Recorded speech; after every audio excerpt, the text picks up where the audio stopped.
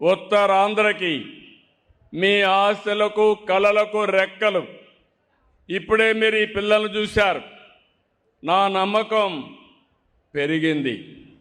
దానికి కారణం ఈ చిన్న పిల్లలను కానీ ఇప్పటి నుంచే నేర్పిస్తే ప్రపంచాన్ని శాసించే శక్తి ఈ పిల్లలకు వస్తుందని చెప్పి కూడా నేను మీకు తెలియజేస్తున్నా. ఆంధ్రప్రదేశ్ అంటే ఒకప్పుడు 20 సంవత్సరాల కంటే ముందు నేను ఐటీకి ప్రాధాన్యత ఇచ్చా.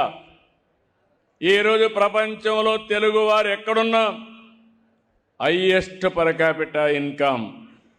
ఇప్పుడు నేను ఐటీ ఒకటే మాట్లాడడం లేదు, ఏఐ మాట్లాడుతున్నా, డేటా సెంటర్స్ మాట్లాడుతున్నా. నాకు ఎంత ఆనందంగా ఉందంటే ఇప్పుడే వాళ్ళు మాట్లాడినప్పుడు డేటా సెంటర్ గురించి, క్వాంటమ్ గురించి నాకు కూడా తెలియని విషయాలు వీళ్ళు మాట్లాడే పరిస్థితికి వచ్చారు. క్వాంటమ్ ప్రారంభించిన నాకు మామూలు కంప్యూటర్ కంటే 1000 రెట్లు స్పీడ్లో పనిచేస్తుందని ఆ అబ్బాయి చెప్పినప్పుడు నా మనసు పులకించిందని చెప్పి కూడా నేను మీకు మరొక్కసారి తెలియజేస్తున్నా.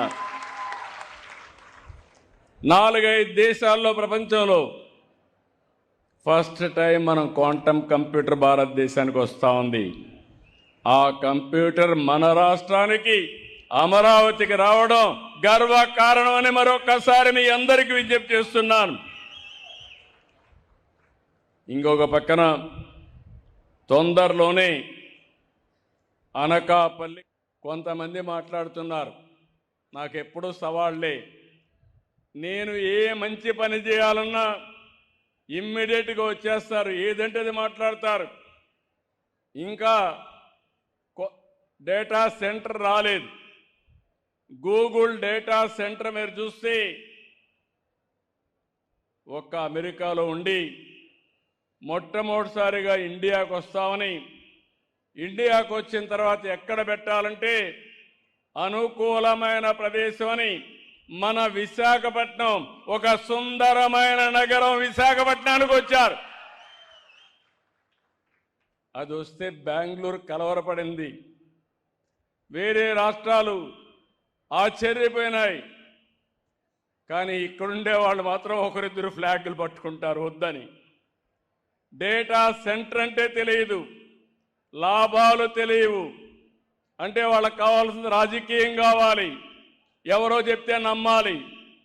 ఇంతవరకు డేటా సెంటర్ కన్స్ట్రక్షనే ప్రారంభం కాలేదు. నీళ్లు ఇంకిపోయినాయంట, తాగడానికి నీళ్లు లేవంట. అది మాకు వద్దంటారు. నేను అడుగుతున్నా, ఇలాంటి పిల్లలు, వీళ్ళు మట్టిలో మాణిక్యాలు, వీళ్ళకు అవకాశాలు ఇస్తే ప్రపంచాన్ని శాసించే శక్తి ఉండే పిల్లలు మన పిల్లలని మరొకసారి మీకు తెలియజేస్తున్నా. అదే నా నమ్మకం. డేటా సెంటరు నేను 1 ప్రారంభిస్తే 5 వచ్చాయి, 5 గిగావాట్స్కి వచ్చాయి. ఈరోజు 5 గిగావాట్స్ ఇక్కడ వస్తే కొన్ని లక్షల మందికి ఏఐ ప్రొఫెషనల్స్గా తయారవుతారు. మంచి ఉద్యోగాలు వస్తాయి. ఆ ఉద్యోగాలు వస్తే ఆదాయం కూడా ఆకాశమే హద్దుగా ఉంటుంది ఇన్నోవేషన్లో. ఇంకో పక్క అన్నిటికి కావాల్సిన 3.5 టీఎంసీ నీళ్లు. నాకు ఏదైతే పోలవరం నుంచి వచ్చే నీళ్లు నేరుగా గ్రావిటీతో వస్తాయి. ఈరోజు హామీ ఇస్తున్నా, అనకాపల్లి జిల్లా ప్రతి చెరువు, ప్రతి రిజర్వాయర్ నింపే బాధ్యత తీసుకుంటాం. దీనికి బ్రహ్మాండమైన ఒకప్పుడు రంగారెడ్డి జిల్లాకి ఇంత అనుకూలత లేదు కానీ, నీళ్లు లేవు కానీ, ఇక్కడ నీళ్లు కూడా ఇస్తే బ్రహ్మాండంగా ముందుకు పోయే పరిస్థితి వస్తుంది. అయితే ఇక్కడికి వచ్చినప్పుడు అభివృద్ధి అంటే పరిశ్రమలు, పెట్టుబడులు, కంపెనీలే కాదు. అభివృద్ధి అంటే స్వచ్ఛమైన ప్రాంతాలు, ఆరోగ్యకరమైన జీవితాలు, పర్యావరణ పరిరక్షణ కూడా. ఇప్పుడే వాళ్ళని చూస్తే వాళ్ళ స్కూల్లో చేసే విషయాలు మీరు చెప్పే పరిస్థితికి వచ్చారు. ఈ ప్రజానీకానికి విజ్ఞప్తి చేస్తున్నాను.